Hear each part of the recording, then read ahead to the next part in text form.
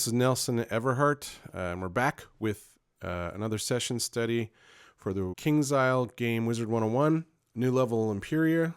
So we're just going to take a listen through to this one and break it down and tell you what I think is interesting about this, and hopefully it's helpful to somebody out there. So let's take a listen to the track.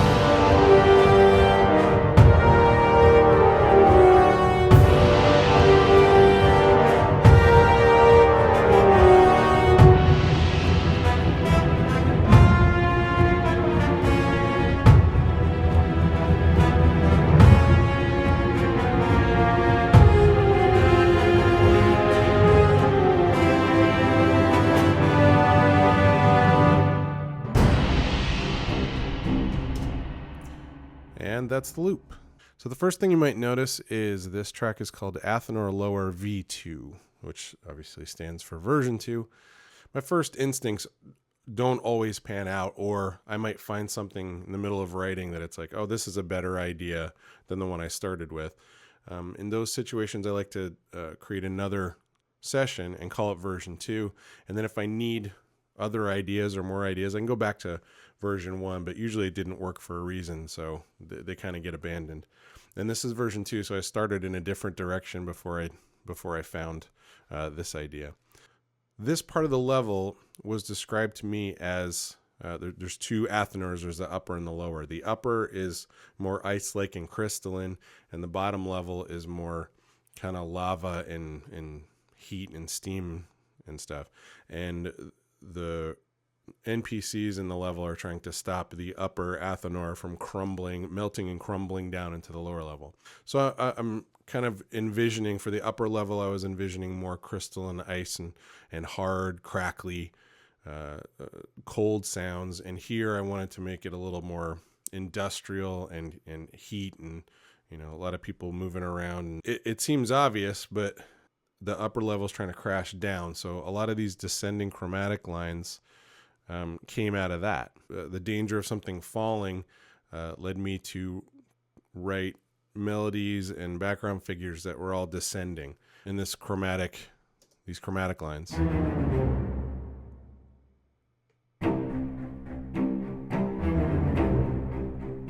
And the low woodwinds join in. And then even on top of that, the melody actually does a little bit of the same thing.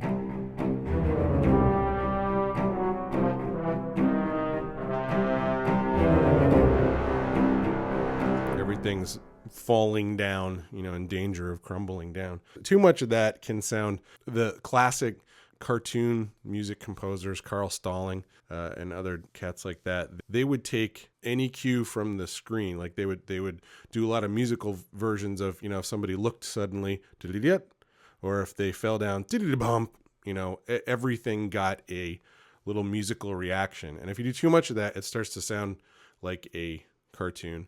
But for writing for themes, there's nothing wrong with looking for something literal to describe in the level. So the next part here, don't be fooled.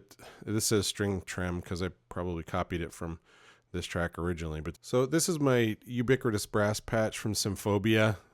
It's just it's a large brass section sound with no trumpet in this case. And the DYN indicates that you can actually change the sound with the mod wheel to adjust the dynamics and the level of burn on the brass sound. I think this works great as a bed for other things. I use Cinesample's brass libraries for more solo and featured parts, but this I just love the Symphobia stuff for a quick way to get more instruments building up on chords and stuff like that. So with this particular part, the harmony is pretty simple. I actually have it sitting. The first chord is it's just kind of like a C5, open fifths on a C, so C and G's, and then there's a D on top, the ninths on top. So it doesn't really have a quality. Quality is usually determined by the third, if it's a minor third or a major third.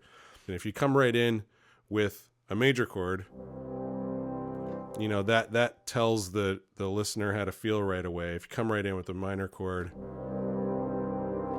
that starts the listener, on a path. If you don't want them to feel any particular way yet, then avoiding the third and using some sus chords here can help. So here's a sus, just a sus4. Notice how the emotion behind that chord doesn't give anything away. So that's just an open fifth, and that does a good job at avoiding any strong emotion quite yet. So the chords are the C sus to an A flat minor. So that's really the change. Now, I like emotionally what it does, but it's a little bit boring, and it's been heard a million times before. So what I did was I added another kind of crunchy chord in between to increase the tension.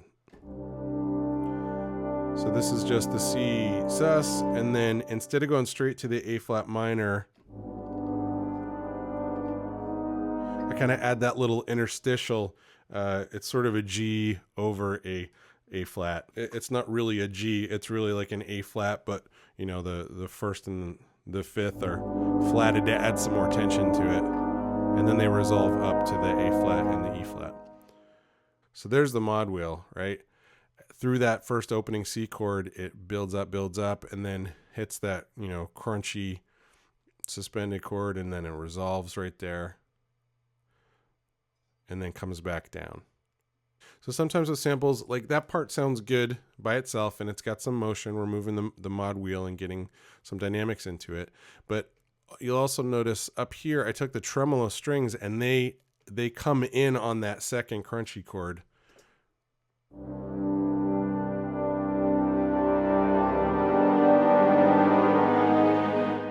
To kind of lend a little more crunch to that crunchy chord.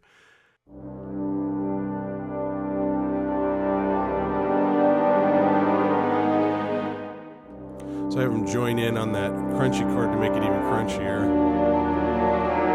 And then they move. And then after the second part, they start doing their own thing, where they're actually doing the same chords as the brass are, but they're arpeggiating it.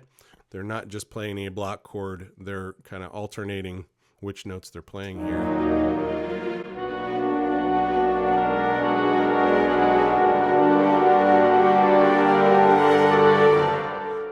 So here the chord is a G minor with a major 7. So it's a G minor major 7 chord, but instead of just playing it all together, they're kind of alternating the notes, which just adds a little bit of interest. I think a lot of novice composers tend to write, with very blocky chords. Dum, here's my chord, and then there's melody on top. Boom, here's my solid chord, and then there's another, more melody notes on top.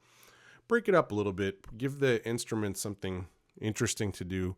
The ones that are sort of sitting in the background. If you play in a band, you play trumpet or you play clarinet, a lot of people think sitting at the first chair position, playing the first melody part is the place that you want to be.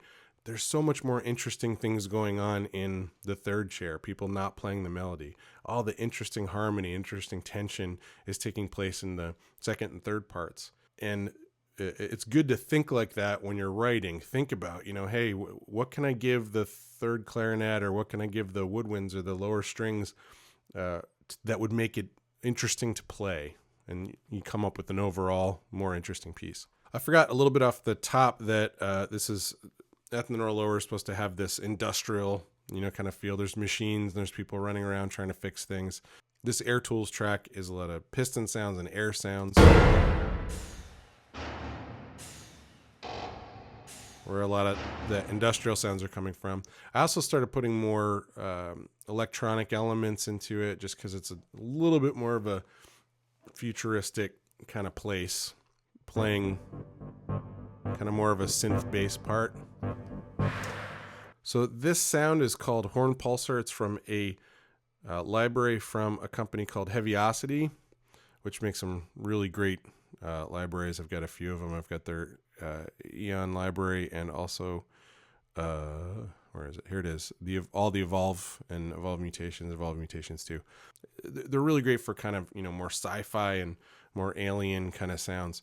This sound is actually a kind of a choppy synth sound, and it's mostly meant to play with one key, to give you that idea. And you can change the root.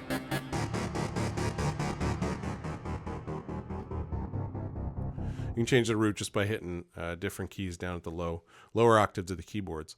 The way that I use it, though, they kind of break it up, where they give you just one hit, and that as you move your way up the keyboard, the low pass filter opens up and allows more high-end frequency to come through. So when you play down here, it's all still pretty muted. And then as you get up to the top, it's a lot more open. So instead of just playing the loop that they had programmed in, I kind of do some different things, trying to control the direction and how that part feels.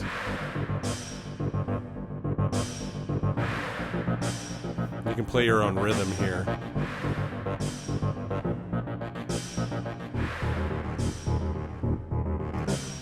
It kind of had the feel of a underground volcano lair, or Dr. Evil's down there. It's a little bit that kind of James Bond idea. So a little more sci-fi elements and industrial elements came into play. There's also an element, more sci-fi element, called RoboShark, just helping to back these chords up.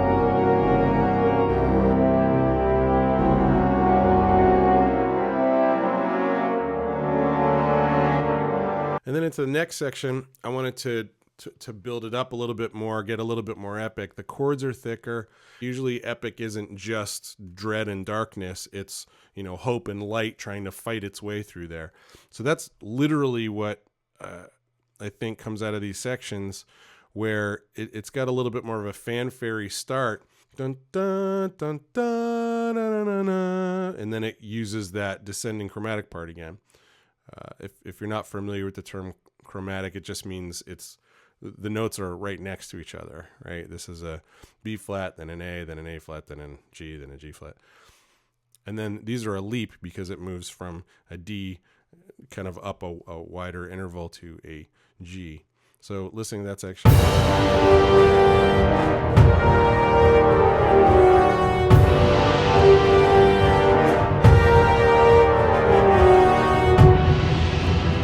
Kind of starts a little bit, more positive and epic, and then falls back down.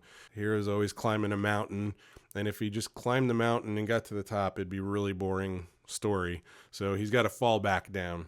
And that's really general. And again, some of the stuff sounds really obvious when I hear myself saying it, but it's true. It works on a subconscious level. Well, hopefully that was interesting to you guys. This video wraps up the Empyrea videos that I was going to do.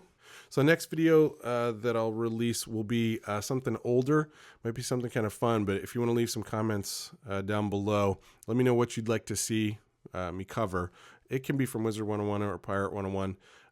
Or some older stuff. I have a video game that I wrote for called Vex that some people were asking about. Please feel free to, let me know what you'd like to see in future videos so I can kind of tailor them. I'm still feeling out what we want to do with these. Thanks very much, and I'll see you in the next video.